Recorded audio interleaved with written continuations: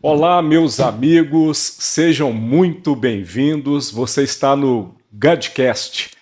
Esse é um podcast feito para você que quer conhecer cada vez mais a Deus, a pessoa do Pai, do Filho e do Espírito Santo. O meu nome é Aldo Rodrigues, eu sou professor no Seminário Teológico Carisma, aqui da Igreja Batista da Lagoinha, em Belo Horizonte, espalhado pelo Brasil, espalhado pelo mundo. Eu ministro algumas matérias ali, panorama do Antigo Testamento, do Novo Testamento, história da igreja, escatologia. E esse podcast, que é o nosso Godcast, que na verdade tem como elenco principal e único, tá? O Pai, o Filho e o Espírito Santo. São eles que vão nos conduzir aqui por meio da sã doutrina. A Bíblia é a palavra de Deus. Então aí aqui vai ser o lugar para nós tirarmos dúvidas dessas doutrinas, entre outras. E hoje o nosso programa ele é de escatologia. O título desse nosso primeiro episódio ele é inaugural. É uma bênção Deus derramando isso sobre a minha vida e sobre a sua vida. O tema é o fim dos tempos. E para isso, meus irmãos, é com muita alegria que eu estou recebendo aqui duas convidadas que são alunas do seminário. Elas vão se apresentar. A primeira delas é a Liliane, né, Liliane? Seja É, bem-vinda, viu? muito obrigada, muito obrigada. Eu sou Liliane Ribas, sou aluna do Seminário Teológico Carisma e tenho uma curiosidade muito grande sobre o tema escatologia e é um prazer estar aqui. Ótimo, curiosidade é por isso, né? É que nós vamos fazer perguntas e o Espírito vai nos guiar para responder, né?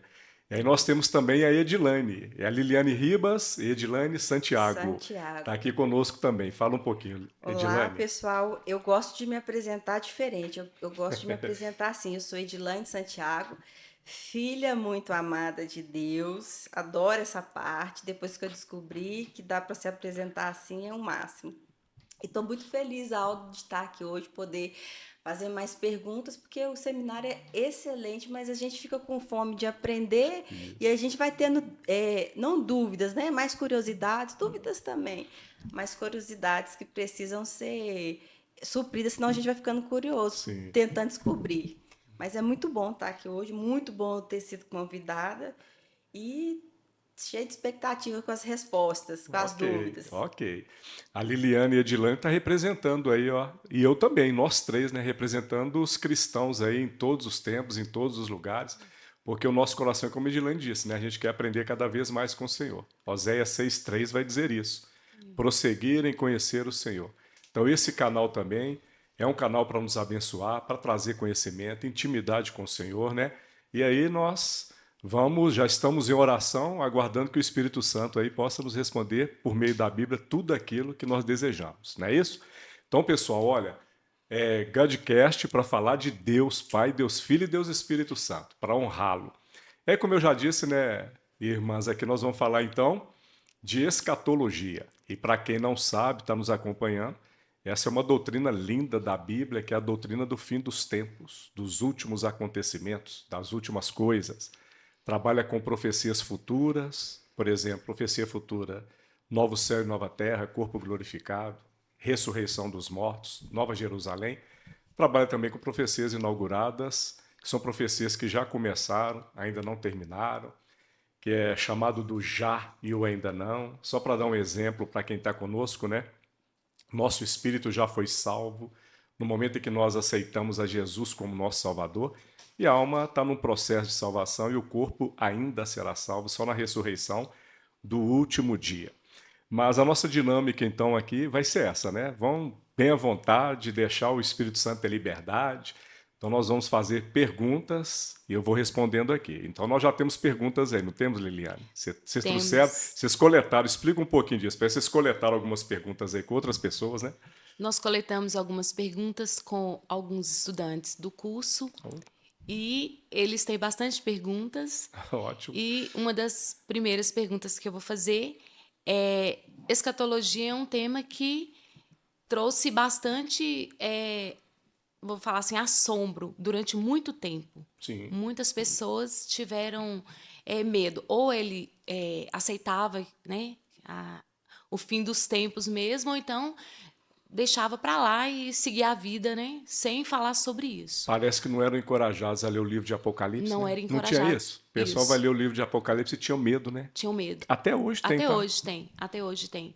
E uma das perguntas é: o senhor acha que hoje está mais evidente isso? As pessoas estão deixando mais para lá de estudar sobre escatologia por medo também do fim dos tempos?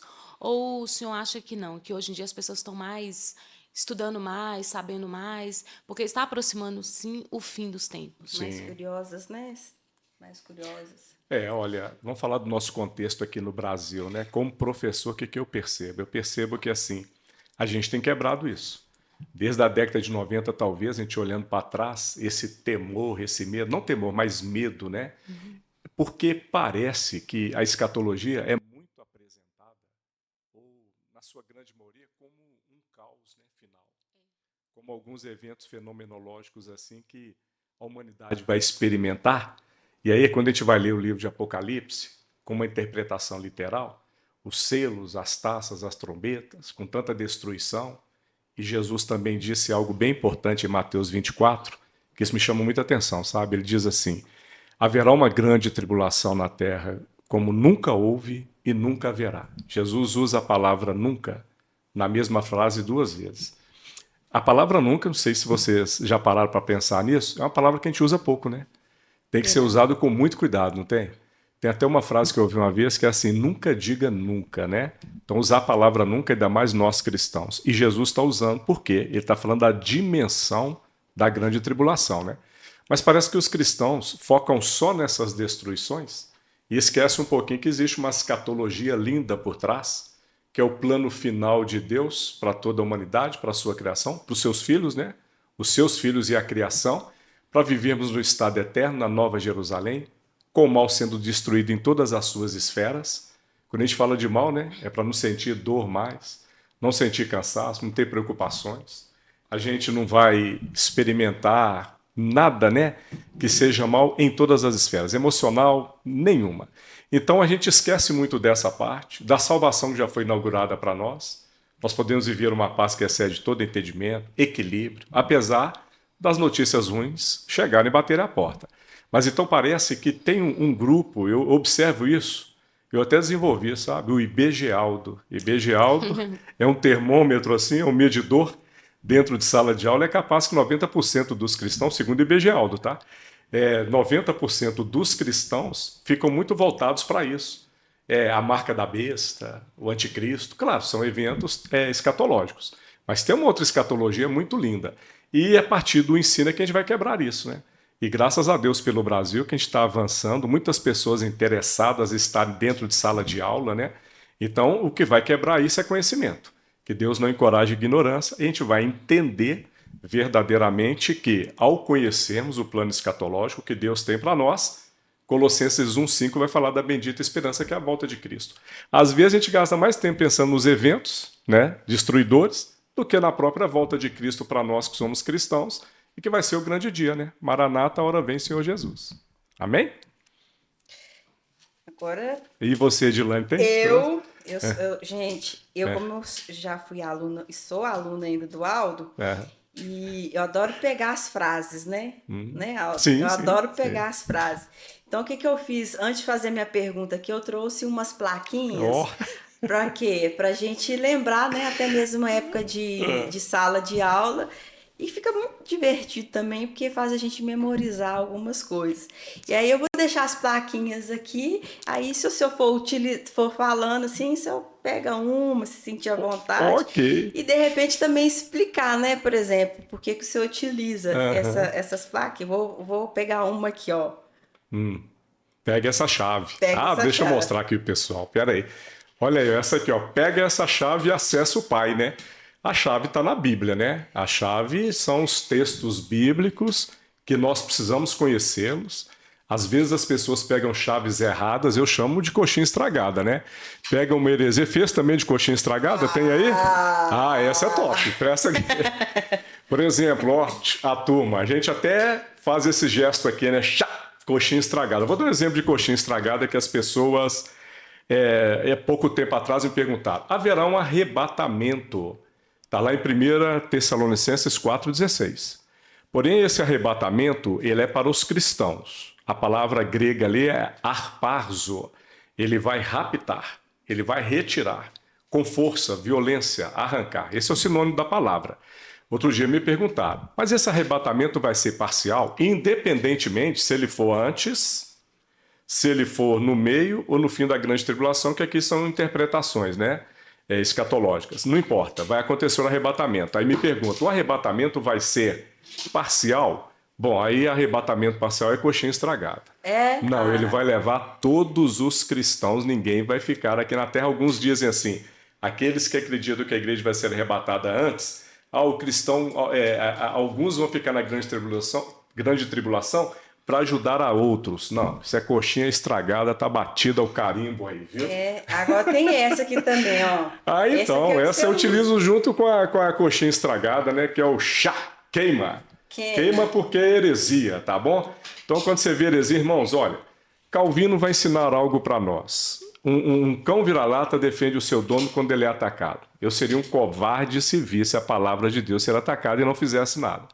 E Gálatas e 1 Coríntios também vai nos dar autoridade para isso. Viu heresia, temos que queimar. E aí, minhas irmãs, pode falar? Na escatologia, parece, né, o que eu vejo ministrando essa matéria, é aonde nós temos mais, tá?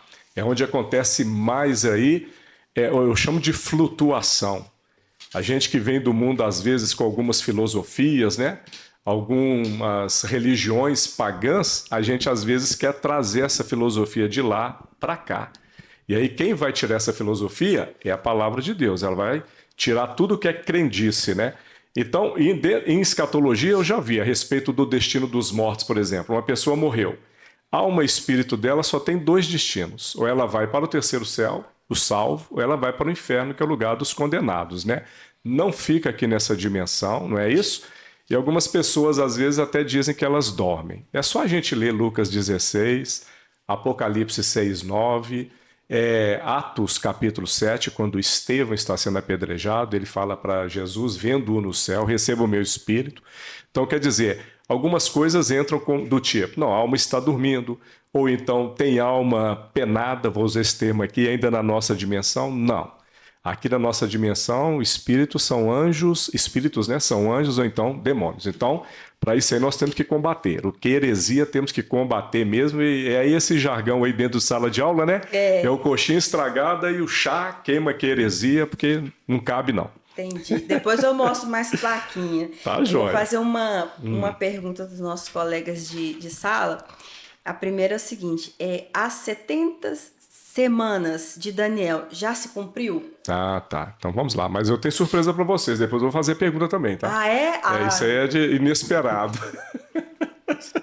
Vou falar para fazer pergunta para vocês também. Olha aí. Quando nós falamos das 70 semanas, se já se cumpriram, quem está conosco aí tem que entender que existem escolas de interpretação no nosso meio a respeito do livro de Apocalipse. Mas não é só a respeito do livro de Apocalipse, não. De escatologia em geral. Eu estou abrindo a nossa Bíblia aqui no livro de Daniel, porque as 70 semanas de Daniel é do próprio livro dele, vai estar lá no capítulo 9, tá bom? Capítulo 9 de Daniel, vai do versículo 24 ao versículo 27. É interessante que a última semana de Daniel, ela é a grande pergunta que nós fazemos hoje, se ela foi cumprida ou não. Eu vou só abrir aqui, porque Daniel 9, ele começa dizendo que 70 semanas são profetizadas para o povo dele. O povo dele são os judeus, né? Olha, de novo vou dizer, eu estou aqui tocando em escolas de interpretação, tá? Você que está conosco aqui, entenda isso. Tem alguns irmãos nossos que ensinam que vão dizer que haverá uma grande tribulação, mas que não será a última semana de Daniel, tá? Outros já entendem que a grande tribulação vai durar 7 anos, porque o entendimento é que será a última semana de Daniel.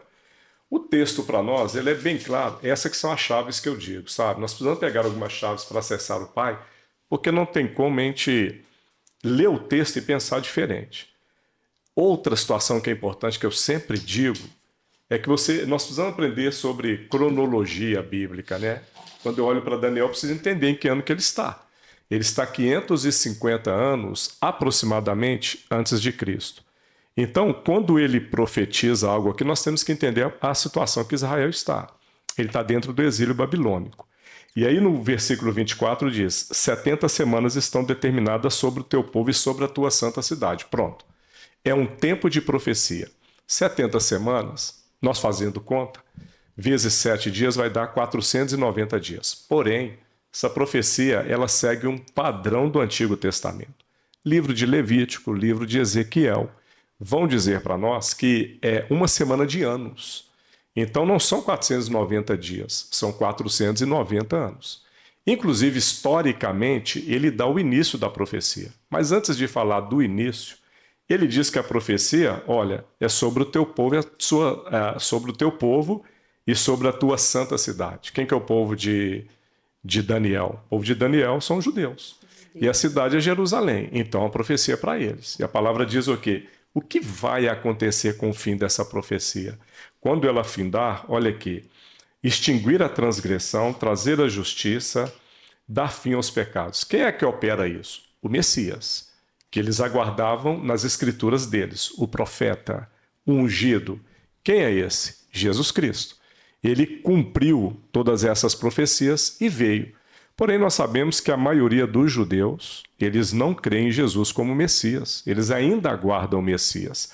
Agora, a profecia vai se cumprir para poder fazer com que eles voltem para Deus, os pecados sejam pagados, e quem faz isso é Jesus Cristo. Então, são 490 anos. Quando nós olhamos o momento do início da profecia, que ele diz no versículo 25, é o momento em que o rei persa vai dar a ordem para Zorobabel voltar para Jerusalém, voltar para reconstruir os muros e a cidade. Pronto, iniciou a profecia. São 490 anos. Ele vai dar um segundo momento, e esse segundo momento aí é o momento em que Cristo é retirado da terra. O Messias já não está mais. O texto diz assim. Então, quando nós olhamos historicamente, são passados aqui 483 anos. Ainda faltam 7 anos para as 490. E esses 7 anos, eles vão estar no versículo 27, que diz assim, olha, e ele firmará uma aliança, um concerto com muitos. Quem são esses muitos? Judeus. Por uma semana. Quanto tempo? 7 anos. Quem é esse que vai fazer um concerto, uma aliança com os judeus por 7 anos? Esse está no versículo 26. Versículo 26 diz assim, e um príncipe do povo que há de vir, ele vai destruir o santuário. Quem destruiu o santuário, o templo, no ano 70? O Império Romano. Então, ele, no 27, ele salta, talvez para os nossos dias, né? Se Cristo está às portas, se essa profecia vai acontecer agora, o príncipe do povo que há de vir é do Império Romano, era, né? Pode ser da Europa, pode ser da Itália. A gente sempre em escatologia coloca interrogação no final das frases, né? Para a gente não bater o martelo em coisas, em situações que a Bíblia não é tão clara. Mas nós entendemos que esse anticristo, e ele firmará, aqui já começa a falar do anticristo. O anticristo é falado em Daniel 7, ele é falado em 2 Tessalonicenses capítulo 2, versículo 2, e em outros textos. Ele vai fazer uma aliança, um concerto com Israel durante 7 anos. Mas olha o que a Bíblia diz. E ele fará cessar na metade da semana o sacrifício e a oferta. Metade de 7 anos são 3 anos e meio. A metade ele vai fazer com que esses judeus que tinham um acordo com ele cessam o sacrifício para fazer o quê? Olha, e sobre a asa das abominações virá o assolador. Esse texto asa das abominações, essa expressão, ela também em algumas bíblias é chamada de o sacrilégio terrível. Bom, é a primeira vez que a gente vê essa informação. Esse grande líder mundial, ele vai exigir uma adoração, porque o abominável da desolação ou sacrilégio terrível é isso, que a gente vai ver um pouquinho mais em outros textos. Essa é uma pergunta que eu preciso de tempo aqui mesmo para a gente desenvolver, tá? Então, olha só. Então, tem 7 anos, e quando ele diz, ele firmará um concerto com muitos por uma semana, vamos entender? 483 anos dos 490 já cessaram. Mas por que Deus dá esse salto desde a retirada de Cristo até esse último momento que vai ser essa grande tribulação ou a última semana de Daniel? Porque entenda comigo, a profecia foi para quem? Para para os judeus Para os judeus. e para Jerusalém, não é isso? E aí nós sabemos que a igreja, ela surge ali primitivamente e ela é predominantemente gentia, né? O gentio é aquele que não é judeu e que não serve à lei mosaica. É como se Deus tivesse, tá, parado o seu relógio profético, ele tivesse congelado, porque a profecia é para eles e eles têm que voltar para Deus, não é? E aqui, de novo, eu vou falar, isso é uma escola de interpretação, tá? O nome dela é dispensacionalista. São eles que pregam aquilo que nós chamamos o Israel escatológico. Te deixo à vontade para você estudar a Bíblia e decidir que linha que você quer acreditar. E eu te aconselho a primeiramente ser cristão, acreditar que seu nome está escrito no livro da vida eterna, que isso que importa, pode ser secundário isso, e sendo secundário, o que importa é termos unidade e amor. Amém?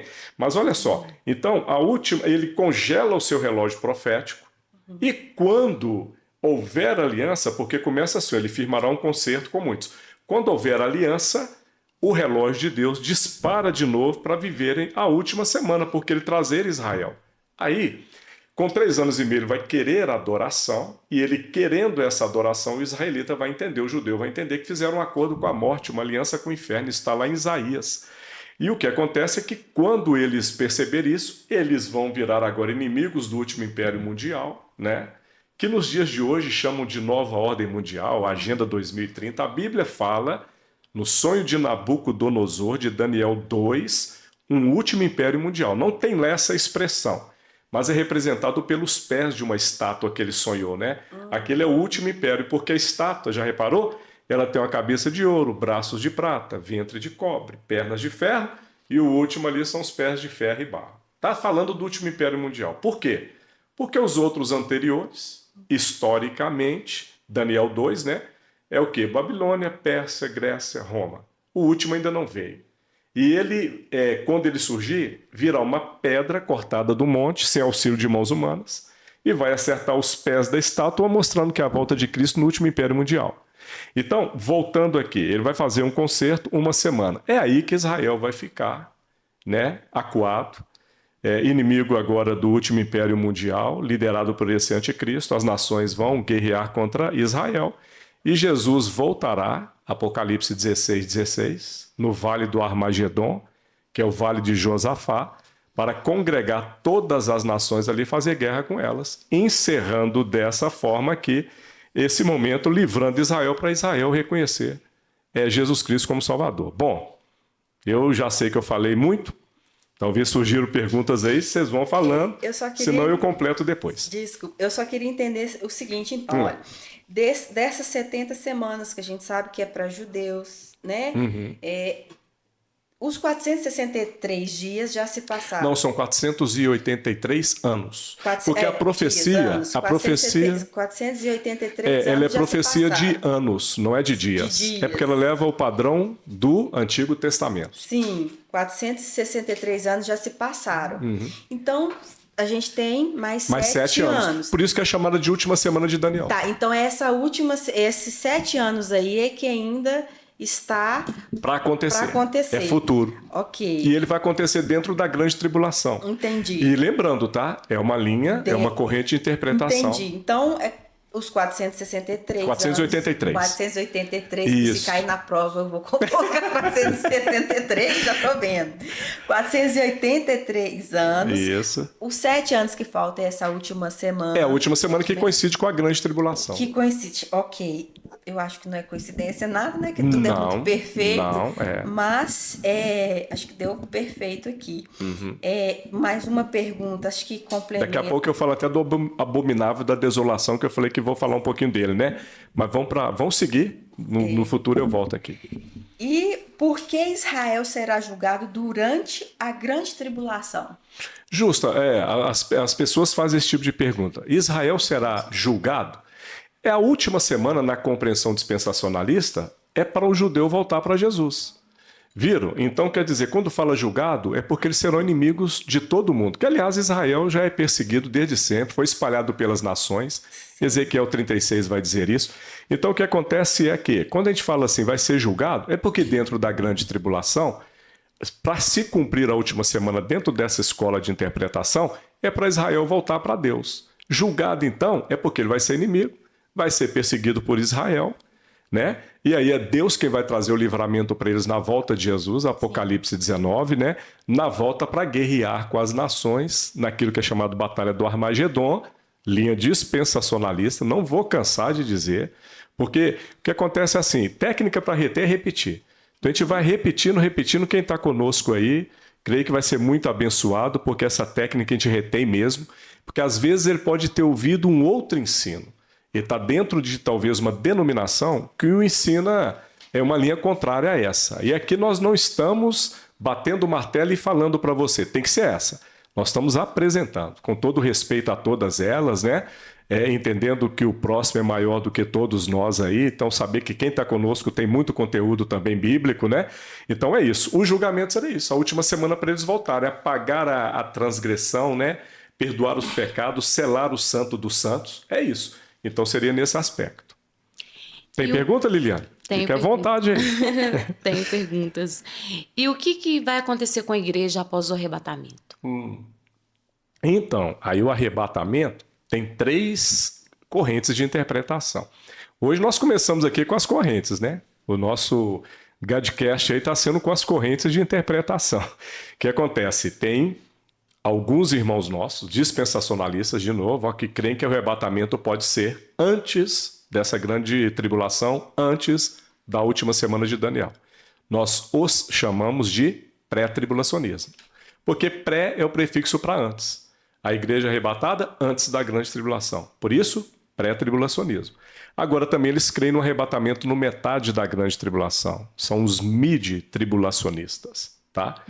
Mid, M de Maria, I de igreja, D de dado, mid-tribulacionismo. Por que eles dizem isso? Porque eles compreendem que na segunda metade da grande tribulação não haverá mais a possibilidade de salvação. Então a igreja não teria papel aqui. Então ou eles são pré ou são mid. Existem também os pós-tribulacionistas, tá? A igreja arrebatada depois. O pós-tribulacionismo é a linha mais antiga dentro da igreja. O pós-tribulacionismo é a igreja primitiva, que já pregava que a igreja vai passar pela grande tribulação, tá?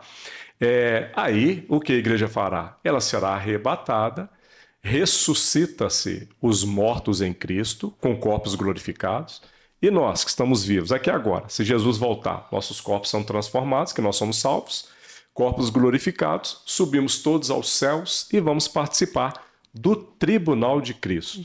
Professor Aldo, aproveitando aí o gancho, tem uma pergunta aqui que um aluno fez, que é: haverá salvação durante a grande tribulação? Isso aí é tremendo. Eu vou ler um texto aqui para nós pensarmos juntos, tá? Mas olha só, a igreja com o corpo glorificado e vai estar agora onde? Lá nos céus para o tribunal de Cristo. Cadê o coxinho estragado? Presta ele. Presta esse aí, que eu lembrei aqui de uma coxinha. Também, mostra para lá, Liliane, mostra para eles. Ó, coxinha estragada. Existem 2 eventos na Bíblia, aliás, a escatologia é assim, irmãos. Escatologia, olha, o inferno não é o último local do ímpio, é o lago de fogo.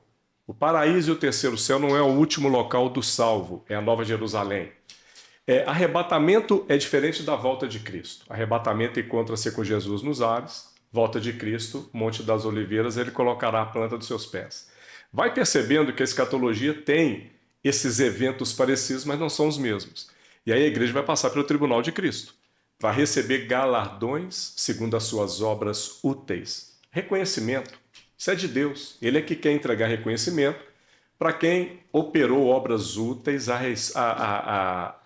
em relação ao reino. Testemunho que demos, que foram coerentes ao caráter de Cristo, e também obras para o reino.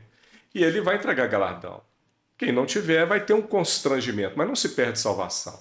Por que eu estou levantando um coxinha estragada? Porque algumas pessoas dizem, eu lembro em muitas ministrações, que eu passaria, vocês também, por o grande trono branco, que é um cinema que mostraria a nossa vida e os pecados todos. Agora imagina. Romanos 8:1 diz que nenhuma condenação há para quem está em Cristo Jesus. Nós somos salvos porque ele apagou os nossos pecados, ele nos perdoou os nossos pecados. Então, o nosso evento é tribunal de Cristo, não grande trono branco. Nosso nome já está escrito no livro da vida eterna. Então, para quem diz que vai ter um cinema da minha vida e da de vocês, eu fico preocupado. Porque o meu nome é com a letra A, né? Eu seria um dos primeiros a ser chamado. Então, isso é coxinha estragada. Nós vamos para o tribunal de Cristo. Amém? Glória a Deus.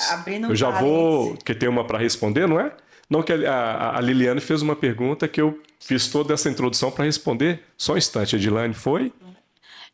Se haverá salvação durante a grande tribulação. Deixa eu ver a pergunta da Edilane, que de repente eu respondo as duas juntas. O meu era sobre o galardão. Então pode, daqui a pouco eu volto. Eu sempre ficava escutando, meu marido adora essa parte do galardão, falar ele e a irmã dele, né?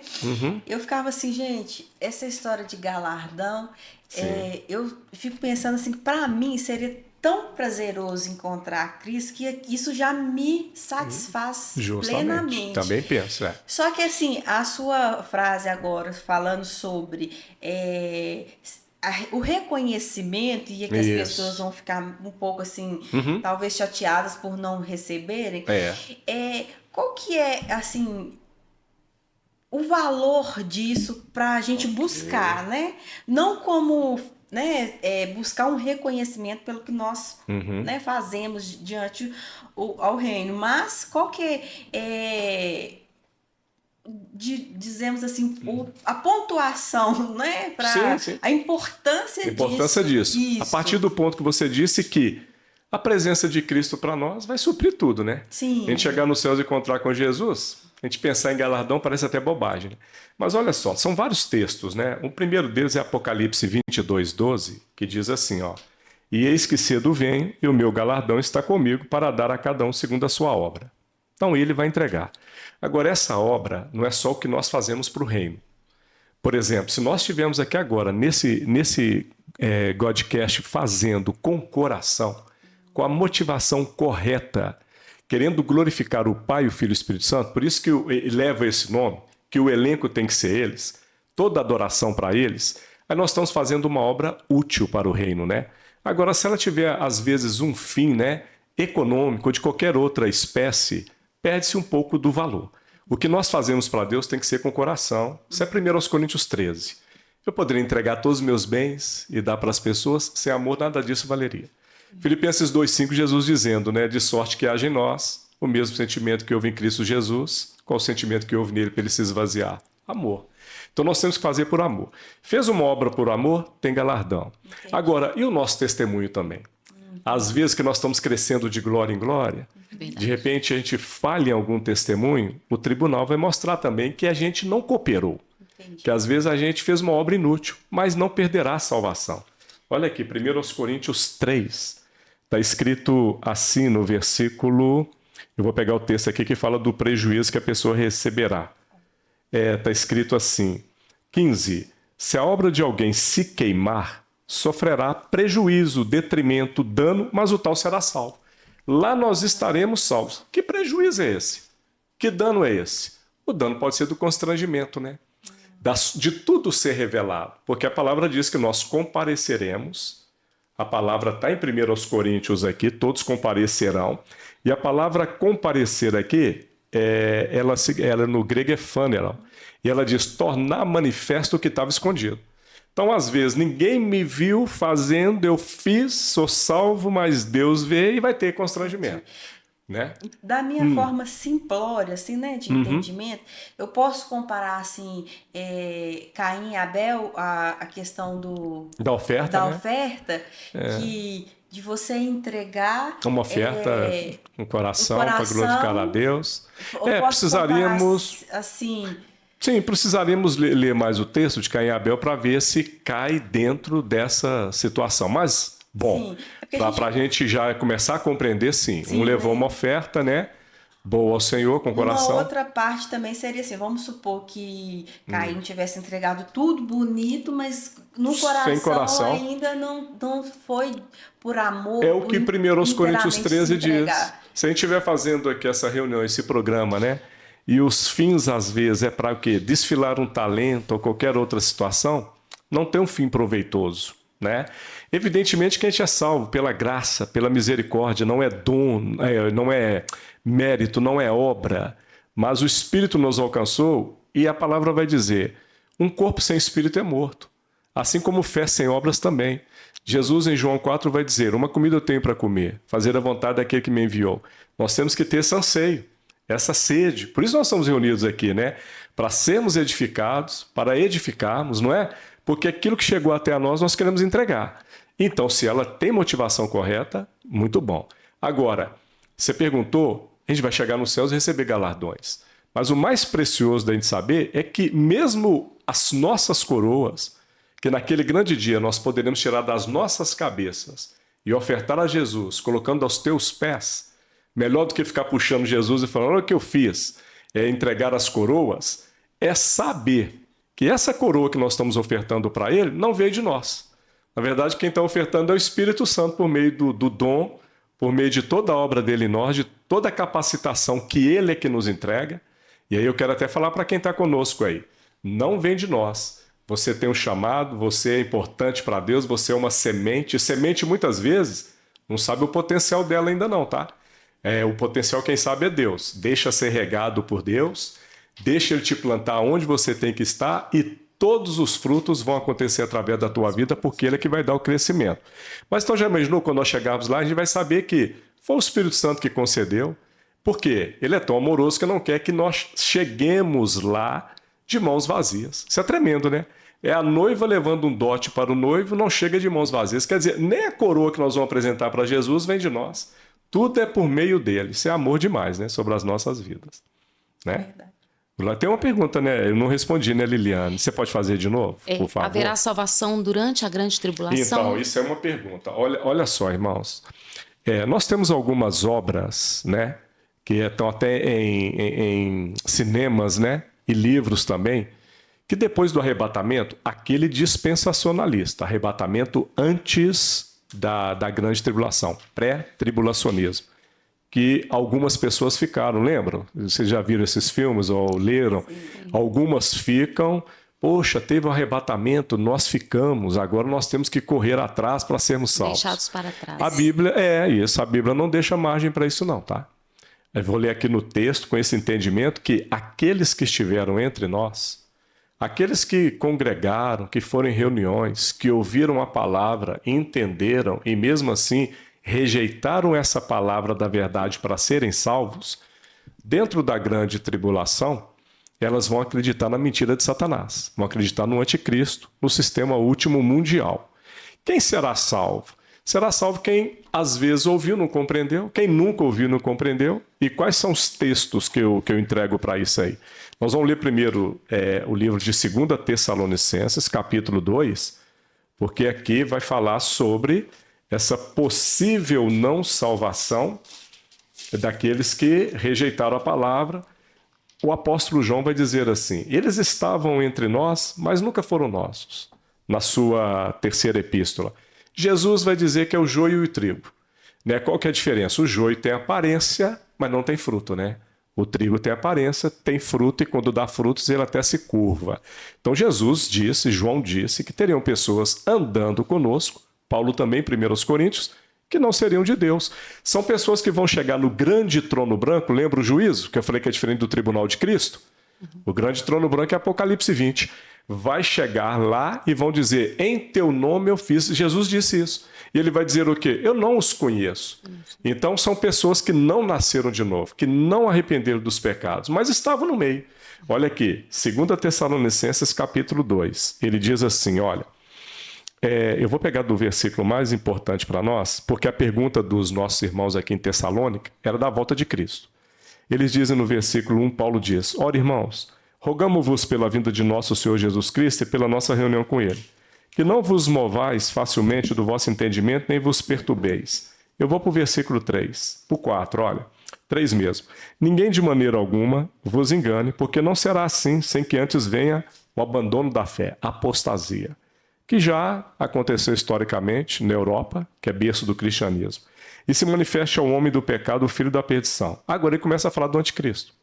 E fala das características dele, o qual se opõe e se levanta contra tudo que se chama Deus ou se adora, de sorte que se assentará como Deus no templo de Deus, querendo parecer Deus.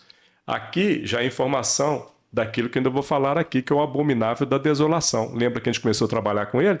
Aí ele querendo se assentar no templo de Deus, querendo ser Deus. É isso que Daniel disse em 9:27. O sacrilégio terrível, o abominável da desolação. Agora Paulo está citando essa característica do abominável da desolação. Depois eu vou ler também Mateus 24, que Jesus fala dele também. Agora, continuando, olha. Não vos lembrais que estas coisas vos ensinei? Agora vamos para o versículo 6. E agora vós sabeis o que o detém. O que é que ele está dizendo? Vocês sabem quem é que detém a manifestação do anticristo. É isso que ele está dizendo. O que detém a manifestação do anticristo? A gente pergunta, né? Ele continua. Para que a seu próprio tempo seja manifestado.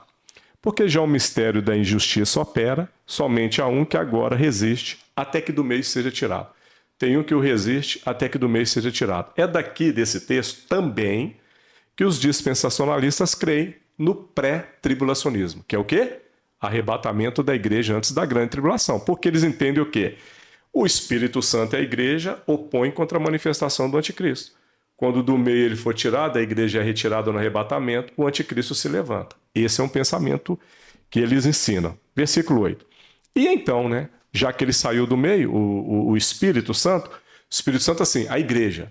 O Espírito Santo vai estar na grande tribulação, caso seja pré-tribulacionismo, tá? Porque o Espírito Santo é onipresente. Ele está em todos os lugares. Às vezes me perguntam, o Espírito vai estar na grande tribulação? Vai estar na grande tribulação. Por quê? Ele é onipresente. Agora, o papel de consolo, que é o Paracletos, que ele dá para a igreja, não terá. Então, esse consolo que nós temos dele, na grande tribulação, quem for salvo, essa operação do Paracleto não vai acontecer. Mas olha só, no 8 ele dá informações desse anticristo. Então será revelado o iníquo, a quem o Senhor desfará pelo assopro da sua boca e aniquilará pelo esplendor da sua vinda. Aí ele dá mais informações e o 10 vem aqui agora as pessoas que estarão dentro da grande tribulação e que não voltarão para Jesus. Ah, mas eu participei de uma aula de escatologia, eu aprendi tudo. Nesse momento, Deus vai operar o engano, né? Veja o que está escrito. E com todo o engano da injustiça para os que perecem, versículo 10, porque não receberam o amor da verdade para se salvarem. E por isso Deus lhes enviará a operação do erro, para que creiam na mentira, para que sejam julgados todos os que não creram na verdade. Isso aqui não é novo de Deus, não. Quando Balaão perguntou para Deus 2 vezes se ele poderia amaldiçoar os judeus a pedido de Balaque, a primeira Deus disse, não, o povo é bendito para mim. Na segunda Deus disse o quê? Vai lá, mas ele não autorizou.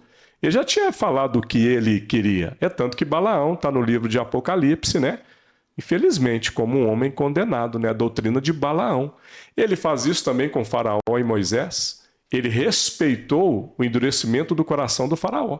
Não é que Deus passa a endurecer, ele está respeitando e daí em diante é isso que ele opera. Então, nesse texto, eu compreendo que não haverá salvação para aqueles que estavam conosco. Mas eu falei que vai ter salvação. Lembra que eu disse que vai ter salvação? Quando nós lemos Apocalipse 11, é o texto das 2 testemunhas.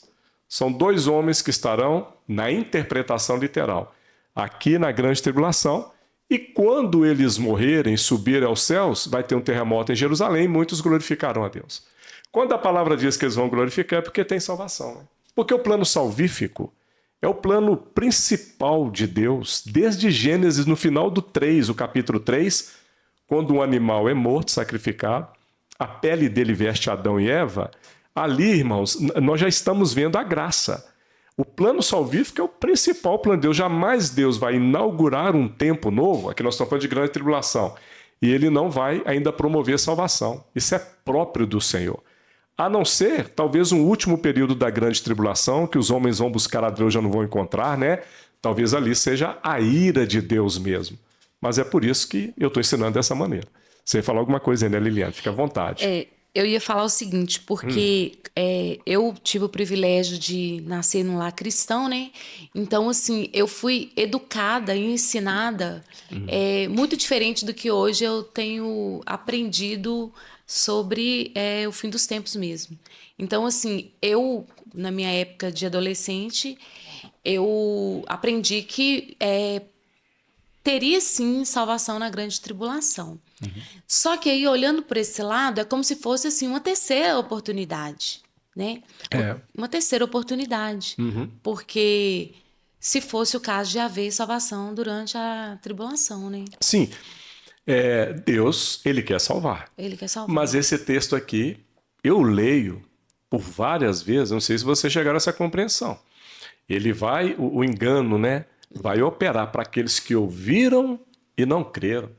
É o que João vai dizer, estavam entre nós, mas nunca foram nós. Para mim, essa é a blasfêmia do Espírito Santo, tá? A blasfêmia do Espírito Santo é ouvir a palavra e rejeitar.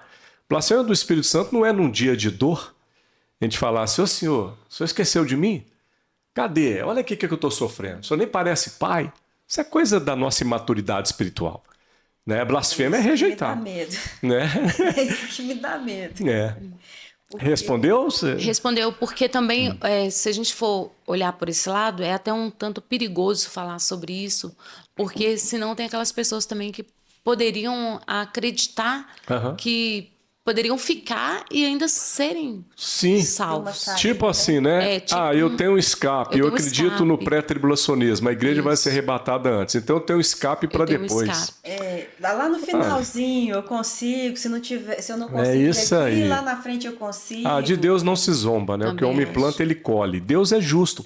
A gente evidencia muito o amor, a misericórdia, e a gente muitas vezes esquece aí da justiça. A gente esquece da ira, que são atributos de Deus também. A ira de Deus, por exemplo, é a gente pensar, né, que o inferno existe e que Cristo foi para a cruz. Por que é que Cristo foi para a cruz? Para aplacar a ira de Deus. Às vezes nós olhamos para a cruz e pensamos, Jesus está ali, tipo assim, combatendo Satanás, dando um troco em Satanás. Não, tem a ver com ele aplacar a ira de Deus, porque a ira vai acontecer. O inferno é a ira, o lago de fogo é a ira. Não vai ter como, tá bom? Eu acho interessante que, às vezes, eu fico pensando, por isso que as pessoas estão buscando mais o conhecimento sobre a escatologia. O medo da falta de entendimento, da compreensão real do que está escrito, do que é certo mesmo, ou que aprendeu errado, alguém ensinou errado, ou ela pegou uma determinada fala e tomou como aquilo como verdadeiro, e na verdade foi uma má interpretação. E eu vejo que por isso que as pessoas têm discutido bastante também sobre escatologia. Eu não vou me lembrar agora qual foi o teólogo, sabe, que disse que as ciências dizem que o homem e a mulher são homo sapiens, né? Mas que ele diz que deveriam ser classificados como homo-religiosos. Porque todo ser humano busca o transcendental. Eclesiastes 3:11 vai dizer que Deus fez tudo formoso ao seu tempo e colocou a eternidade no coração do homem. Então imagine, eu, quando ímpio, distanciado de Jesus, eu tinha um abismo existencial, né, por assim falar. Porque a eternidade pulsando no coração e finitudes à volta. Aí eu buscava o transcendental através de religiões, através do paganismo, através de uma superstição, através de um mérito, através de esforço próprio. E aí isso aí é o homem tentando encontrar o transcendental. O transcendental, que é a verdade, é Jesus. Quando ele encontra esse Jesus, toda essa finitude sai. Mas por o homem ser transcendental, ele acaba sendo místico, religioso, buscando formas para Deus, não é assim? E quando a gente chega para a fé, chega para o cristianismo, irmãos, o crescimento vai ser proposto. Se uma pessoa nunca meditar na palavra, nunca participar de um curso, nunca entrar no seminário, nunca aprender com outros, é por isso que existe o dom de mestre, ele vai ficar aquém. Mesmo com 30 anos de cristão, vai ficar com misticismos. Quando os hebreus saem do Egito, o papel de Deus agora é tirar o Egito dos hebreus. Quando eu saí de algumas religiões, Deus começou a tirar, e até hoje tira as religiões de mim. Colossenses 2:8 vai dizer, né? Cuidado para que ninguém vos enrede, vos faça presa sua, com vãs filosofias. Então, chega-se no cristianismo e o que mais vê é cristãos com misticismo. Sabe assim? Não, a pessoa morreu, fica nessa dimensão ainda. Olha o que aconteceu lá com Saul, buscando ver ainda Samuel depois de morto. Não, a palavra diz que Saul pensava. Ele não viu, pensava. Então a gente traz do paganismo para dentro, não lê a Bíblia e ficamos flutuando. Por isso que tem que ler para nós aprendermos, né? Não deixa eu esquecer não que eu prometi que vou falar do abominável e da desolação, tá? Mas tem alguma outra situação aí? Tem mais perguntas? Tem. O que acontecerá no céu quando a igreja estiver passando pela grande tribulação? Poderíamos dizer que seria o tribunal? Não, aí a pergunta, quer ver? Faz de novo, Liliana, por favor. O que acontecerá no céu, quando a igreja estiver passando pela tribulação? Não, se a igreja estiver passando pela grande tribulação, aí é o pós-tribulacionismo. Pegou a pergunta? Ó. Se ela sair antes, ela vai para o céu e participa do tribunal de Cristo. Se ela passar pela grande tribulação, o pós-tribulacionismo, que é o ensino primeiro lá da igreja primitiva, aí não vai ter muito sentido, porque quer ver? Faça de novo. Aqui, ó, porque o que acontecerá no céu? O que acontecerá no céu quando a igreja estiver passando pela grande tribulação? A igreja está passando pela grande tribulação, ela não está no céu. Então o céu continua da mesma situação que está hoje. Anjos que são enviados por Deus para ministrar para nós. Os salvos que já morreram estarão lá com alma e espírito. Você entendeu?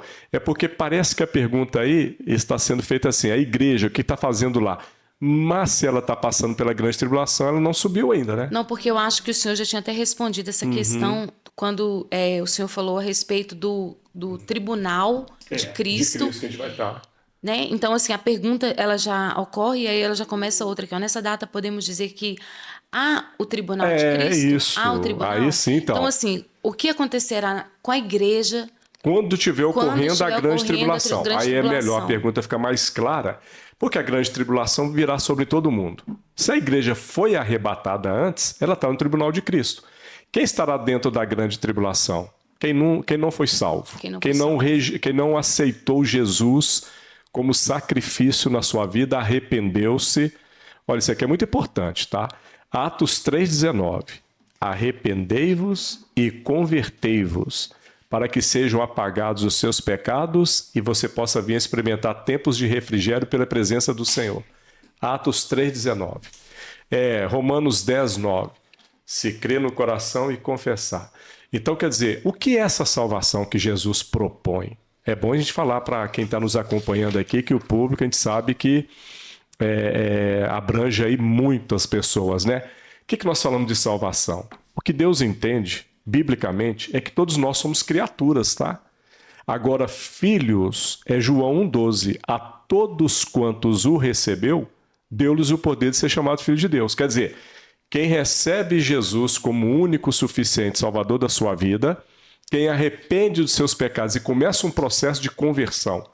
Aquele que mentia não mente mais, aquele que roubava não rouba mais, não é assim? A gente vai lutando todo dia contra a nossa carne, os nossos desejos, nossas emoções, sendo santificados. O que às vezes o mundo não entende é que nós somos, os cristãos são santos pelo sangue de Jesus, santificados e justificados. Agora nós estamos lutando como todo mundo luta, né? Mas com a presença do Espírito Santo para nos ajudar.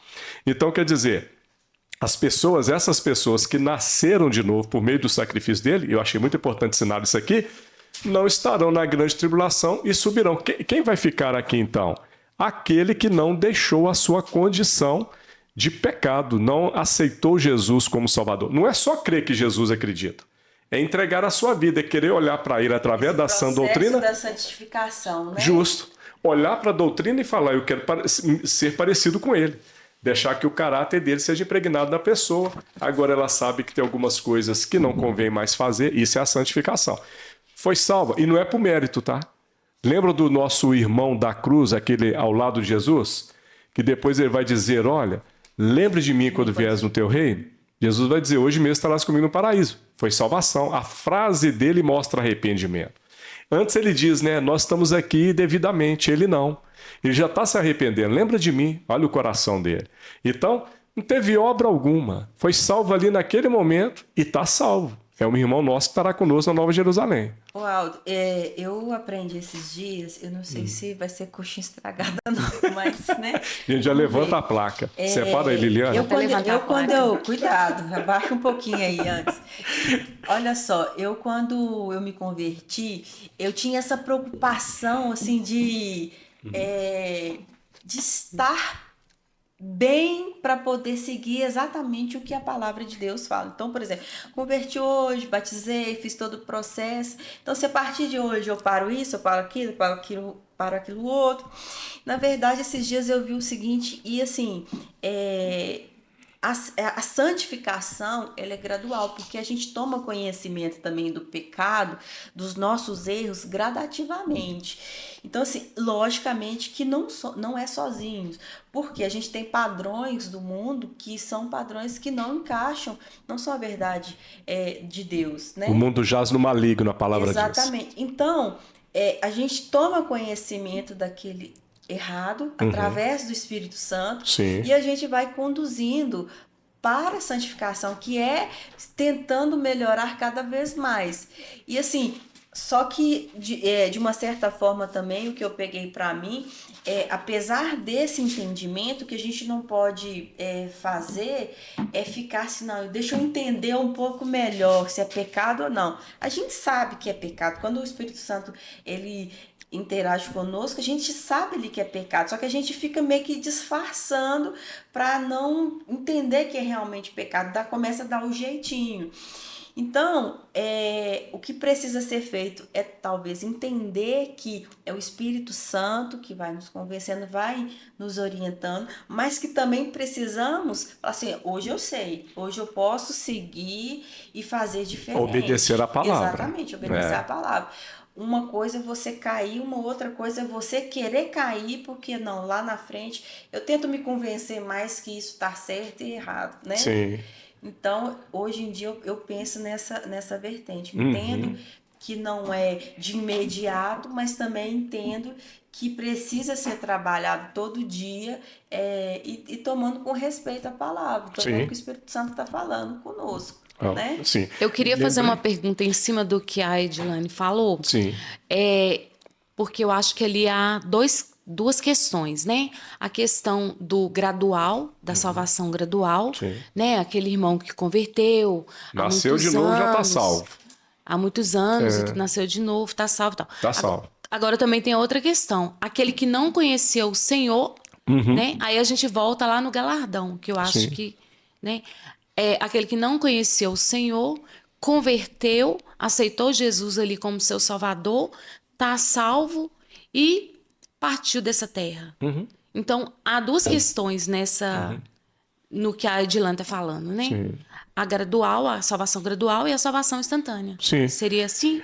A instantânea, às vezes a irmã está até falando, né, Liliane, que assim, não tem, talvez vai chegar no tribunal de Cristo, não vai ter galardão, né? Porque foi instantâneo, não teve nem tempo de obras, não teve nem tempo de obras. Amém, porque obras não salvam ninguém. Isso é Efésios capítulo 2, versos 8 e 9. Aí, outro jargão que eu gosto muito. É versículo para colocar no bolso e na bolsa. Tem versículo que você coloca no bolso e na bolsa. Né? O homem tira o tempo todo. Deixa eu ler. A mulher abre da bolsa. Efésios 2,8. A salvação é graça, né? É fé, é graça. Não é obra para que ninguém se glorie. É o nosso irmão da cruz. Irmão da cruz. Que vai falar, lembra de mim, teve obra? Não, mas é salvo.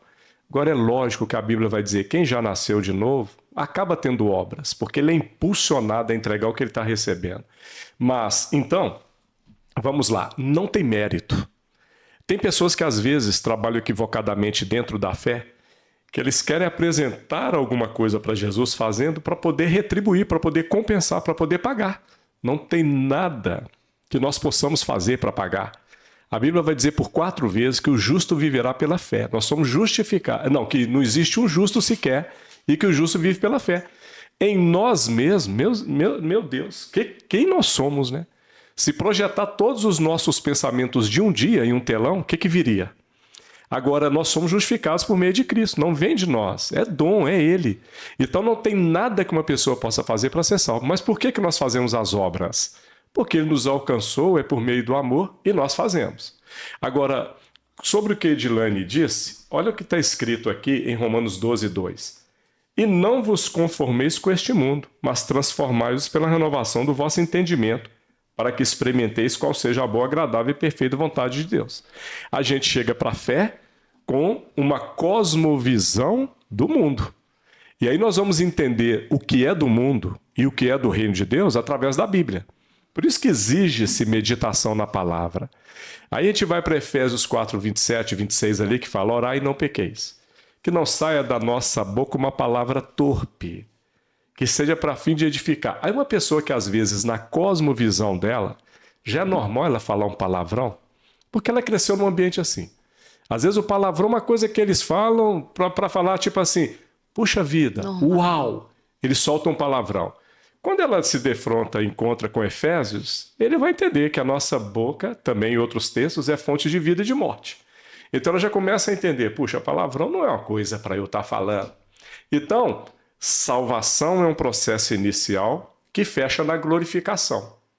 Salvação, um dos sinônimos da palavra é saúde.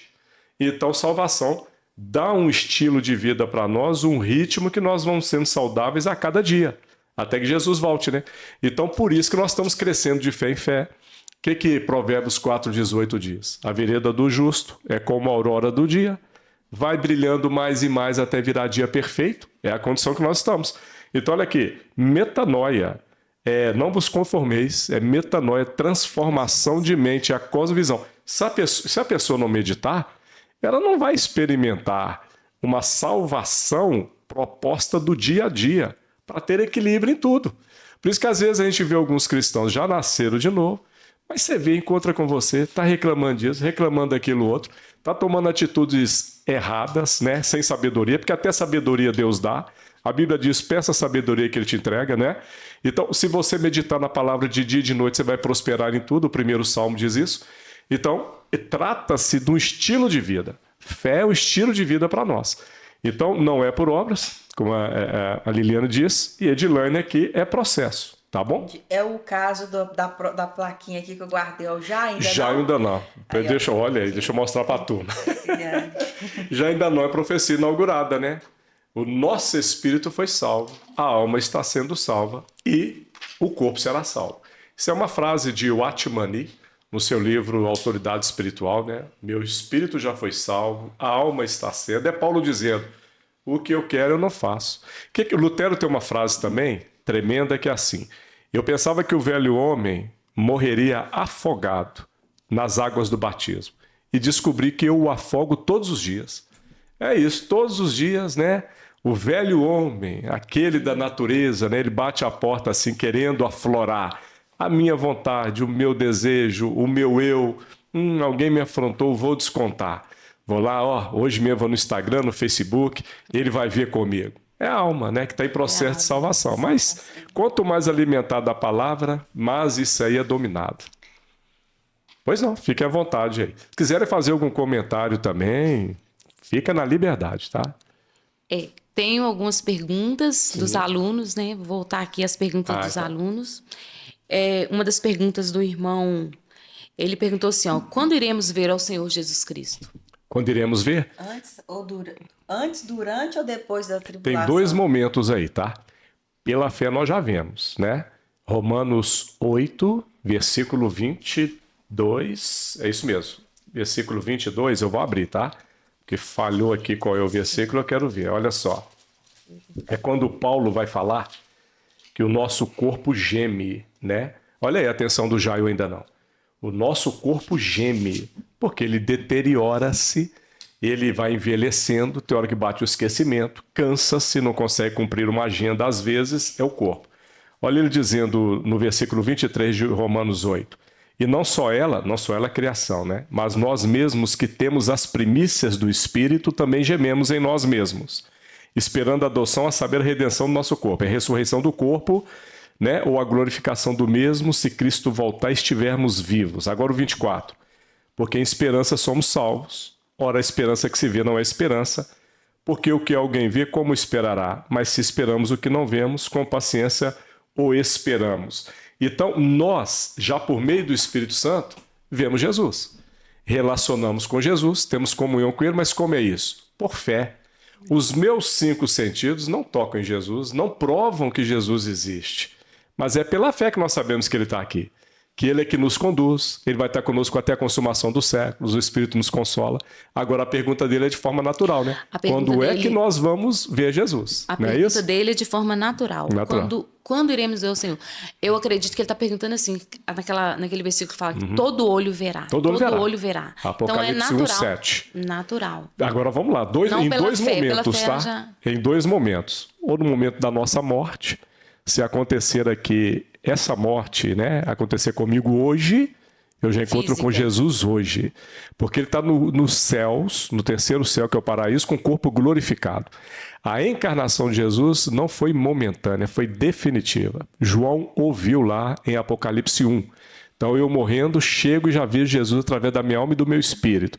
Agora, um segundo momento é o momento do arrebatamento, né? Que é diferente da volta de Cristo.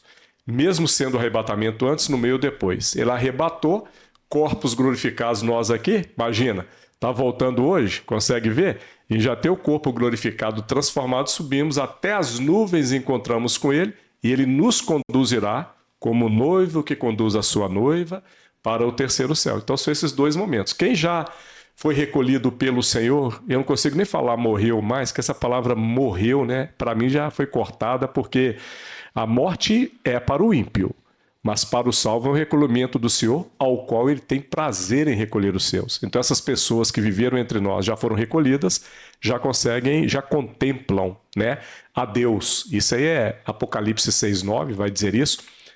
Atos 7, Estevão vendo os céus abertos e subindo, dizendo para Jesus: receba o meu espírito. Então são esses dois momentos. O momento de Jesus nos recolher para o meio da morte, e se a gente estiver vivo na volta dele, é esse outro momento, que nós o veremos. E o veremos mesmo, tá? 1 Coríntios 13:12. Paulo diz: hoje nós vemos como que por um espelho enigmático. O espelho da época de Paulo, ele olhava e o reflexo do rosto dele não era legível.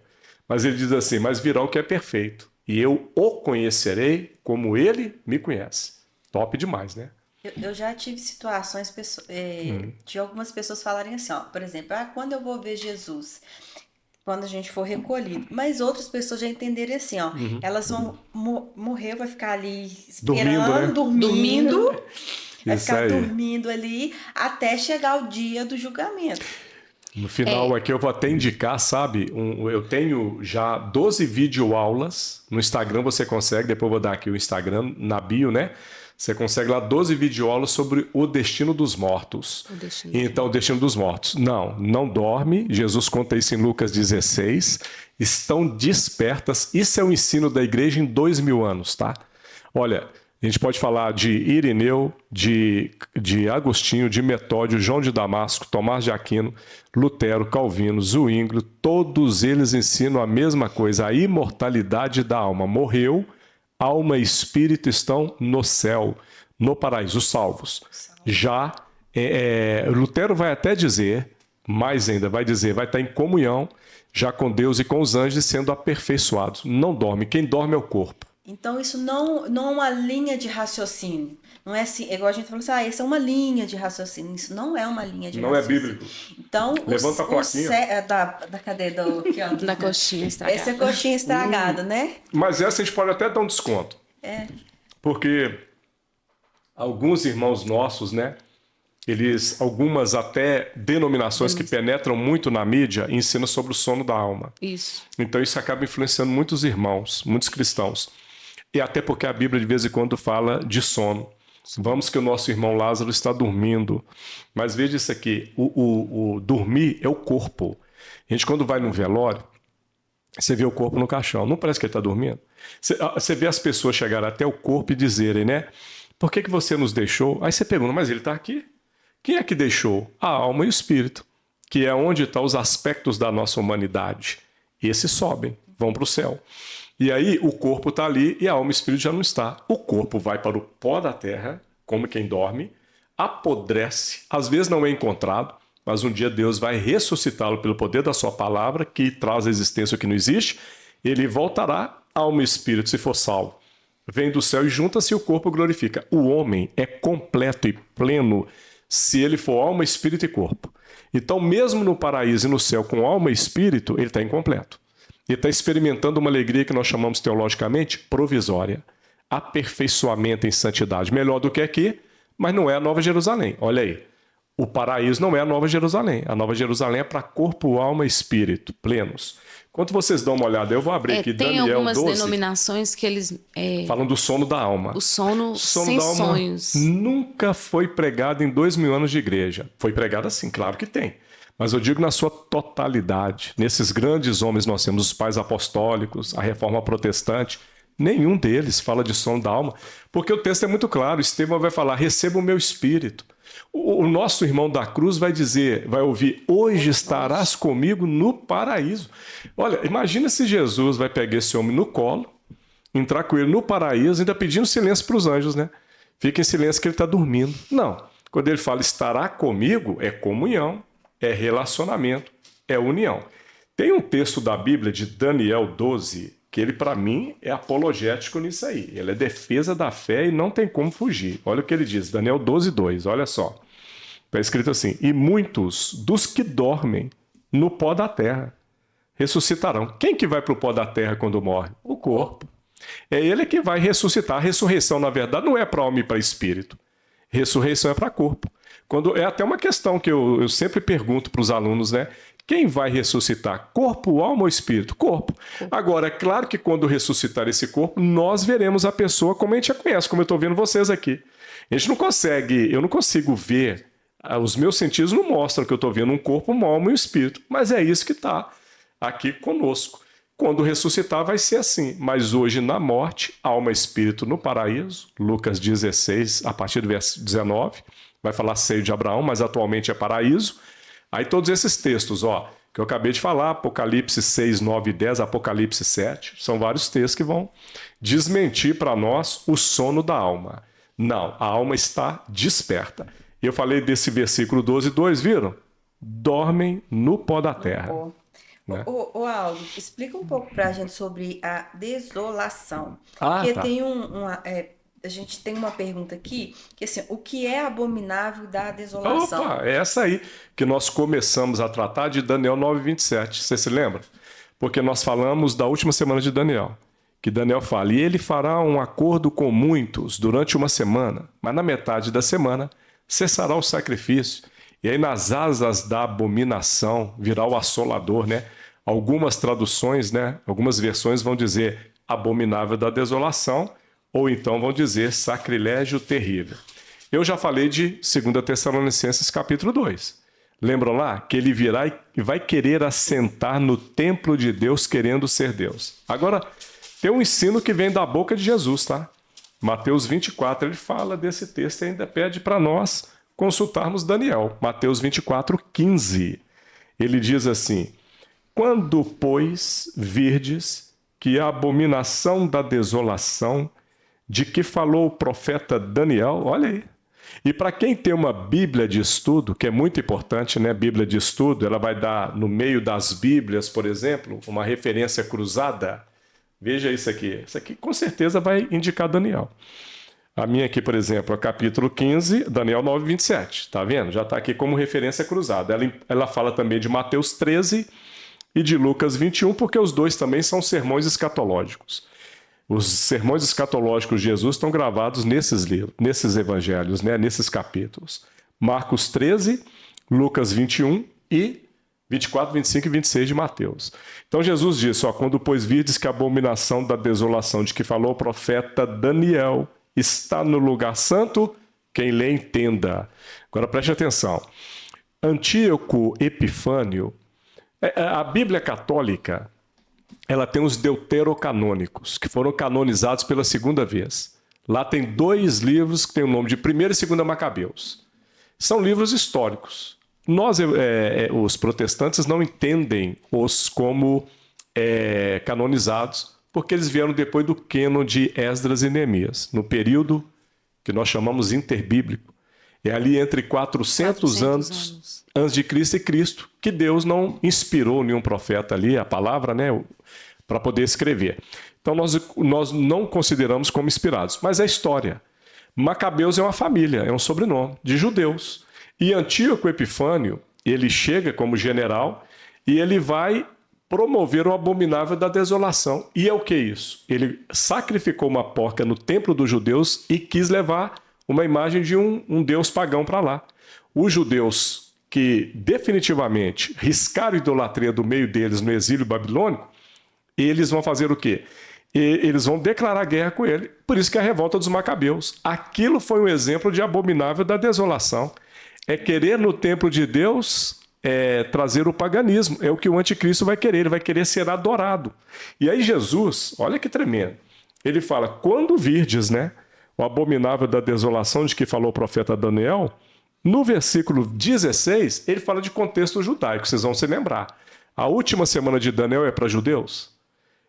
Não, para judeus, lembra? A última semana para judeus. E aqui agora ele vai falar do contexto judaico. Ó. Então, os que estiverem na Judéia é contexto judaico. Ele não está falando de grande tribulação como evento mundial, que vai ser. Mas aqui ele está falando para judeus. Quando vocês viram o abominável da desolação no lugar santo, quem lhe entenda, olha os exemplos, olha o contexto judaico. Então, os que estiveram na Judéia que fujam para os montes. Ele vai dar um outro contexto aqui, que é do sábado, versículo 20. E orai para que a vossa fuga não aconteça no inverno, nem no sábado. Porque o judeu guarda o sábado ainda. O cristão não, o cristão guarda todos os dias. Então aqui é contexto judaico. Por isso que ele está o abominável da desolação, por isso que a última semana de Daniel vai ganhando força, né?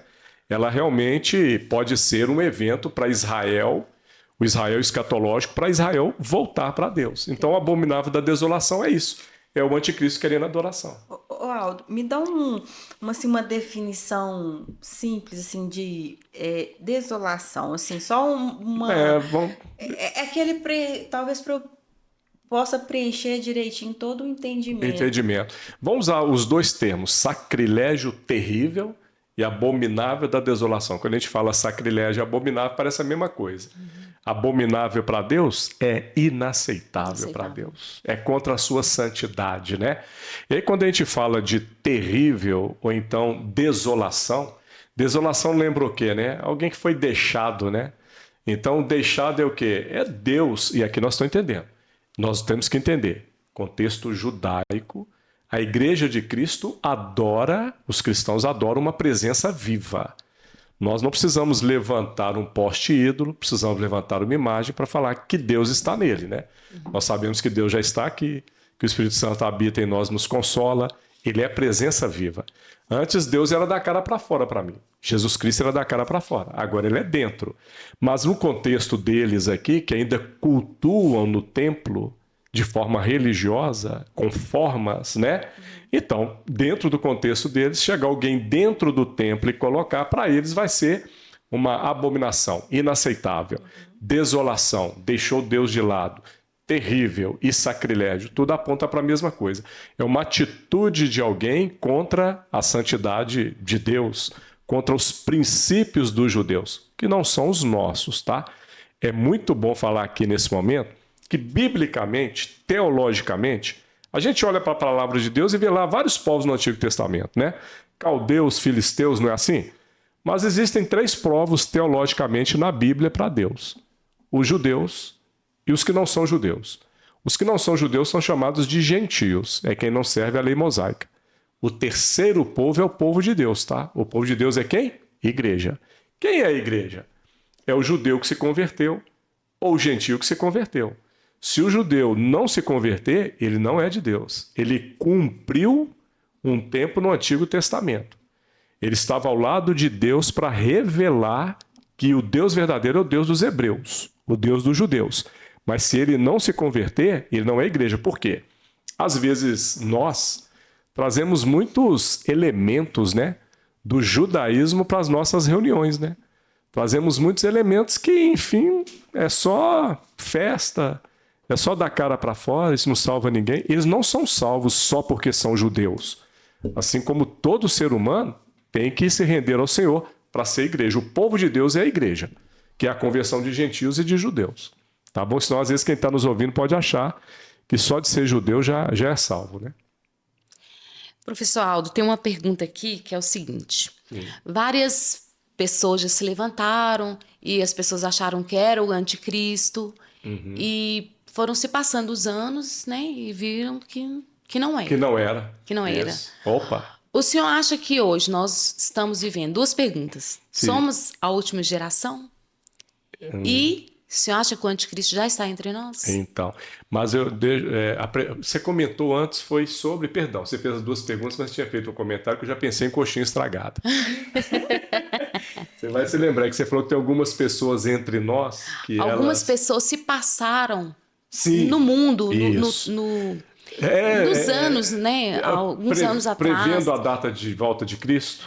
Não, algumas pessoas... Coxinha estragada, já sei. Prever a data de Cristo é coxinha estragada. Porque ele falou que aquela hora só o por Pai exemplo, saberia. Só o É Pai. Ele não vai dar glória para homem nenhum. Homem nenhum vai acertar isso, porque eu até acredito que, de repente, tinha um dia que Deus voltaria. Teve uma previsão há pouco tempo que foi 30 de setembro de 2018. Talvez às 6 da tarde. Talvez até seria aquela hora. Quando alguém falou, vai ser, é capaz que Deus falou, olha lá, estragaram. Ó. Ele não vai dar glória para ninguém. Eu acredito que... teve também no 2000, né? Teve também... de 1000 chegará, 2000 não passará. Não passará. A pergunta era o seguinte. Algumas pessoas já falaram que... Já levantaram muito anticristo por aí, sim, né? Isso, a pergunta é essa. Que é até um desrespeito com o ser humano, né? Com o ser humano. Levantar o nome de uma pessoa e falar, esse é o anticristo. Irmãos, o anticristo vem com toda a eficácia de Satanás e ele está condenado, né? Então a gente entra no papel de julgamento, né? Falando, esse é o anticristo. Nos dias de hoje, nós estamos aqui em 2023... Tem alguns líderes, não vou falar nome, até para respeito, pelo amor de Deus, né? Mas às vezes alguns comigo nos bastidores levantam. Falei, fulano, foi meu irmão, me ajuda, né? As pessoas levantavam muitos nomes e tudo. Então, assim, hoje o senhor acredita que está entre nós já o anticristo? A pergunta foi, está entre nós e se Cristo está às portas, né? Foi isso, né? Então vamos lá. Não, a pergunta é, se o anticristo está entre nós ou somos a última geração? Isso mesmo. Os nossos irmãos lá de Tessalônica, igreja primitiva, estão perguntando a Paulo, Paulo, e a nossa reunião com Cristo? Ele vai falar, capítulo 2, conta a nossa reunião. Vai vir a apostasia e a manifestação do anticristo. Então, olha só, esse anseio pela volta de Cristo, isso permeia toda a geração. Nós temos que estar sempre olhando para os céus, Maranata, hora vem Senhor Jesus. Então, todas as gerações, eu tenho convicção, que vão falar, essa é a nossa geração, tá? Então... A gente olha para lá, Paulo está dizendo, olha, aquele que não trabalha não come. Eles estão deixando até de trabalhar, aguardando o momento de encontrar com Cristo. Isso é próprio nosso. Nós temos que ansiar pela volta de Jesus Cristo. O problema é que se a gente só olhar verticalmente e esquecer o que nós temos que fazer aqui na Terra, que é pregar o Evangelho, a gente fica um pouco manco, fica desequilibrado e pode entrar alienação. Jesus está voltando? Então, tomara que aconteçam catástrofes mesmo, que ele já volta. Isso pode virar um caos. Tipo assim, profetas do caos. Sendo que Deus, a palavra vai dizer em Pedro, que pela sua longanimidade, se possível fosse, ele adiaria a volta de Cristo, né? Veja que a longanimidade dele é para que todos se salvem. Então, nós temos que ter um vertical. Volta Jesus. Temos que ter um horizontal. Vamos pregar o mais rápido possível, o maior número de pessoas, a tempo e a fora de tempo, para que o maior número seja salvo. Todas as gerações, agora é claro, todos os sinais a gente vê que se cumpriram. Todas as gerações têm que pensar, Jesus volta na minha geração. Então, assim, se eu estivesse vivendo há 300 anos atrás, eu falaria assim, há 1000 anos atrás também. É assim também como o dia de hoje. Porque essa é uma coisa que nós temos que esperar acontecer a qualquer momento e botar velocidade para nós pregarmos o Evangelho, né? Mas eu entendo sua pergunta. Eu estou respondendo meio que fugindo assim, né? Até porque Jesus ele fala que virá guerras, rumores de guerra, pestes, epidemias. E ainda assim... Isso é o princípio das dores. Ainda assim não é o fim. Olha, e nós estamos passando, né? Acabamos de passar por uma pandemia. Covid. Acabamos de passar, né? Covid, terremotos, guerras. Esses eventos agora, nós estamos num tempo aqui fazendo o nosso Godcast aí, com Marrocos com terremoto. A Líbia com uma enchente, que parece que foram mais de 20 mil pessoas, né? Isso mesmo, olha. Aí eu respondo algo que... E ainda assim não é o fim. Então, houve na época da pandemia essa pergunta. Já é o fim? Me perguntaram direto. Olha, irmãos, os últimos dias, eles começaram no Pentecostes. Quando Pedro disse no capítulo 2, versículo 16, saiba, porém, que nos últimos dias, né? Então, ali começou. Porém, os últimos dias, eu ensino que é um espiral. Quem está conosco aí está vendo o espiral, ó. Ele vai afunilando e o mais do mesmo. Mais terremotos nos últimos 30 anos do que nos últimos 100. Isso aí é história. Já é provado pelas ciências. Mais doenças desde 1982, com o surgimento do HIV. Você pega 2023, a dengue transformou em zika, em chikungunya. Estão falando de um novo vírus. Isso não é para assustar ninguém, não. Mas é porque ele disse, rumores de guerras, epidemias, pandemias, mas eu gosto muito da frase de Jesus em Mateus 24, quando ele fala disso. Não vos assusteis. É necessário que tudo isso aconteça. Nós cristãos, aflição tem, mas nós temos bom ânimo, nós vencemos o mundo. Então, assim, nós não temos que ter um desequilíbrio. Tomara que venha um caos e Jesus volte. Não, de jeito nenhum. Não pode ter esse desequilíbrio. E nem também parar de olhar para os céus. Ah, Jesus está demorando, vai voltar na nossa geração. Tem que ser como a irmã disse. Tá? A pergunta tem que ser assim, viu, Liliane? Jesus está voltando. Você acha? Achamos. Ele está voltando na nossa geração. Que aí a gente bota urgência na pregação e faz o que tem que ser feito. Né? Então, isso responde até a última pergunta, né? Assim, Estamos nos últimos dias. Dentro Tem que a pergunta? a turma fez, assim. Eu posso falar um pouquinho mais dessa, então? Porque é isso, os últimos dias começou e ele vai afunilando. Então virá o fim, mas aumenta as guerras. Hoje é guerra química, né? Lembra do século passado, a bomba nuclear caindo no Japão? Então hoje lança uma bomba química, tem guerras quanto a climas. Então, quer dizer, tudo já se intensificou. Então, os sinais, quando a gente olha para eles, não tem mais dúvida, não. Todos eles já aconteceram. E nós estamos nos últimos dias. Mas os últimos dias já tem 2000 anos. É um período que começou e você tem que entender que ele vai afunilando. Eu fico pensando assim, nesses últimos dias, já se passaram os 2000 anos. Será que é o que o pessoal sempre comenta em aula? Será que o nosso tempo é o tempo diferente de Deus? Aqui conta 2000 e para Deus conta 2 dias. Sim. Né? Uhum. Por isso que tá chegando, que para nós parece muito, mas para Deus. Eu creio que em Deus já até aconteceu, né? Porque sim. Deus, assim, ele não está condicionado ao futuro. O futuro, na verdade, está no dele agora. E o passado também. Porque Deus não é condicionado por nada. A gente, quando diz que Deus está em todos os lugares, teologicamente é errado, né? O certo é falar que todos os lugares estão em Deus e todos os tempos também. Então é Deus assim 1000 anos como um dia e ele vai cumprindo os seus propósitos. Eu acredito que é o plano de salvação. Ele quer que cada vez mais pessoas sejam salvas.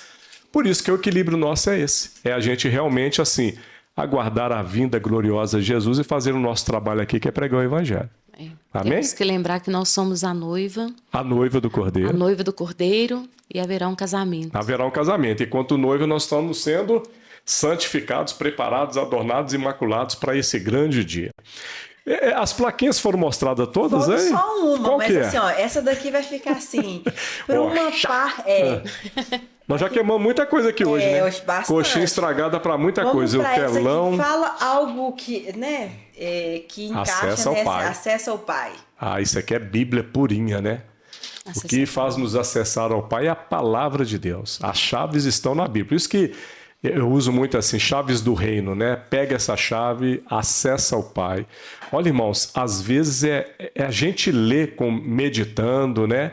Prestando atenção nas vírgulas, nos pontos, para a gente não engolir uma heresia, né? Então aqui a gente deu algumas chaves aí para que as pessoas acessem o Pai e acessem a verdade. Acessar o Pai é ser liberto, né? De filosofias, né? De dramas, às vezes angústias aí que a Bíblia, né? Não quer que nós vivamos. É isso, verdade. Tá bom? Aldo, eu sei que a gente, assim, se a gente fosse ficar, né? Se a gente fosse ficar, a gente ficaria muito tempo Muito tempo. Nós estamos chegando ao final. Não vai faltar, não tem. Mas vai ter outros programas, né? Esse de hoje é o fim dos tempos e caiu muita escola de interpretação, hein? Mas são tantos temas, né? Vamos falar para o pessoal, olha, tantos temas. Nós temos, por exemplo, aí, destino dos mortos. Aí nós vamos falar de quê? De mundo dos mortos, Seol, Hades, o Lago de Fogo, Seio de Abraão. Eu voto pro Seol, eu voto pro próximo Seol. Isso? Então, aí a gente pode falar, por exemplo, vamos lá, o Tribunal de Cristo com mais detalhes, né? O Grande Trono Branco com mais detalhes, o Lago de Fogo. Aí os 7 selos, 7 taças, 7 trombetas, 2 testemunhas, 144 mil selados, o Cristo glorificado de Apocalipse, quem é a multidão dos que estão ali, milênio, meu Deus, aí a batalha do Armagedon, batalha de Gog e Magog, só para quem está conosco aí saber que vão ter outros episódios. Mas vamos falar desse livro aqui? Vamos. Saiu do forno tem poucos dias, Saiu do forno tem poucos dias. Isso é bom. Não tem nem 30 dias, né? Tem 30 dias? Não tem não, né? Deixa eu ver se eu posso... Não, tá não tem. Aqui, segura. Deixa eu te passar isso aqui. Olha aí, irmãos, olha.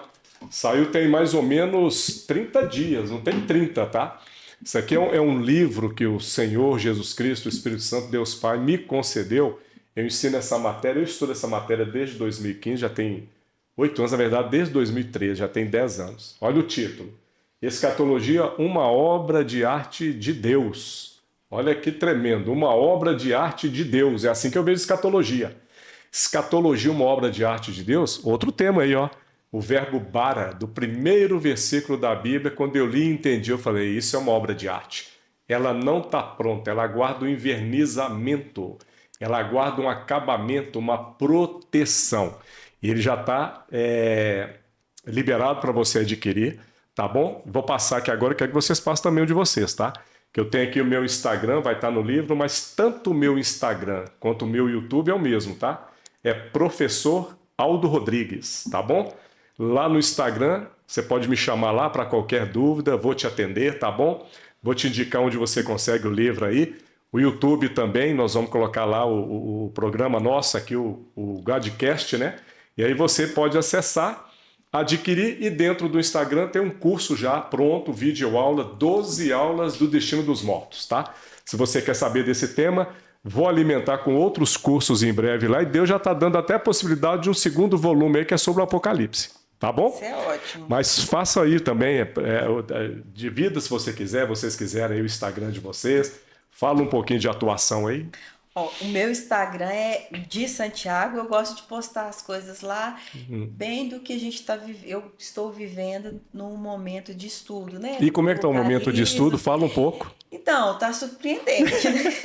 Usa algumas falo palavras assim aí, surpreendente. Eu falo assim que todo dia uma coisa maravilhosa acontecendo. Sim. Sempre tentando me ativar a viver alguma coisa diferente, alcançar um nível diferente. Sim. Que você começa a aprender o básico, aí você vai crescendo, e aí dentro desse crescimento que a gente vai fazendo, eu vou geralmente postando lá. Esses dias até postei sobre a origem do amor, até mandei para o senhor. Foi mesmo. Que é um que mexe muito comigo, Sim. que é o nosso DNA, né? Que é o DNA é Cristo. Então são essas coisas que eu gosto de postar lá. E acompanhar também né, coisas bacanas que não sejam coxinha estragada. Isso. E é isso, eu gosto de postar e também ver coisas boas do que está acontecendo, uma renovação, né, do que está acontecendo no ambiente. Também acredito muito que é o momento da gente aprender mesmo a palavra, porque vai chegar um momento, eu sei, assim, que vai chegar um momento que vai ser nos tirado isso, né, de estarmos com a nossa Bíblia, de estarmos falando da palavra de Deus. Então, quanto mais a gente aprender mesmo, colocar no coração, né, e não mais nas pedras, e no coração, e poder passar para outras pessoas, é esse momento. Amém. E vai ser protegido contra as heresias. Está acontecendo mesmo, Exatamente. Né? Algumas pessoas leem a Bíblia e veem o que é abominação para Deus e acham que não está se encaixando muito nesse mundo, né? É o mundo tentando encaixar a Bíblia neles, né? Mas nós é que temos que nos encaixar na palavra. E aí, Liliana, fala um pouco. Usa algumas palavras aí para falar do tempo de ensino lá no seminário e outras coisas que você quiser. Aí. Eu entrei no seminário, eu assim, simplesmente me apaixonei porque acabei me desconstruindo, né? Porque Benção. eu, como eu falei no início, né, vim de um lar cristão, mas eu vim daquela tradicional, né, um lar bem tradicional. Então, assim, a gente tinha uns pensamentos bem diferentes do que realmente hoje o ensino do carisma me oferece. Então, assim, eu entrei com uma santa expectativa e a minha expectativa foi suprida. Está sendo está sendo muito bom para mim, uma desconstrução total, assim, estou realmente me construindo em Cristo. E o meu Instagram é Liliane Ribas, eu posto lá o meu dia a dia mesmo, alguns versículos bíblicos, e amo Jesus, e quero cada dia prosseguir em conhecer mais ainda o Senhor. Amém. É isso mesmo? É isso aí. Então tá, então nós nos despedimos de vocês aí, tá? Muito obrigado pela companhia. Manda para outras pessoas aí, inscreva-se no canal, ativa o sininho, siga todos nós aí, manda os feedbacks lá, adquira o livro, adquira o curso, invista aí nesse ministério. Hoje é o primeiro episódio, uma honra, né? Nós estamos muito felizes, né? A gente veio para cá muito animado, muito entusiasmado, muito feliz. Oramos para isso, desenvolvemos juntos, né? Godcast aí, que é Deus Pai, Deus Filho e Deus Espírito Santo no elenco principal e único. É para a glória e manifestação do nome deles. Muito obrigado, até a próxima. E Deus os abençoe. E eu quero fazer nesse momento final uma oração para você que está em casa, tá? Nós falamos aqui muito sobre Jesus e Jesus é o caminho, a verdade e a vida. Nesse momento, você aí em casa, você pode fechar os seus olhos se você quiser. Talvez você nunca confessou, né, a sua dependência, a sua entrega a Jesus Cristo. Você pode fazer isso agora. Talvez você estava com Jesus, estava no corpo de Cristo e se afastou. Esse é o momento também, você pode também fechar os seus olhos e convidar Jesus para entrar no seu coração. E eu oro agora, nós oramos em nome de Jesus, para que a presença do Espírito Santo esteja aí no teu lar, com você, te ensinando todas as coisas. E se você fizer essa confissão, o seu nome a partir de agora já está escrito no livro da vida eterna e ele vai te conduzir até aquele grande e glorioso dia do encontro com Jesus. Que o seu lar, o seu trabalho, onde você estiver agora, seja abençoado. Em nome de Jesus Cristo. Você é uma semente, tem potencial nas mãos do Santo Espírito. Então é só você se colocar diante dele e deixar que ele promova e faça acontecer tudo aquilo que ele já escreveu na sua vida antes de você estar no ventre da sua mãe. Assim foi na vida do profeta Jeremias e é na sua vida também. Em nome de Jesus, fique em paz, Deus te abençoe. Até a próxima.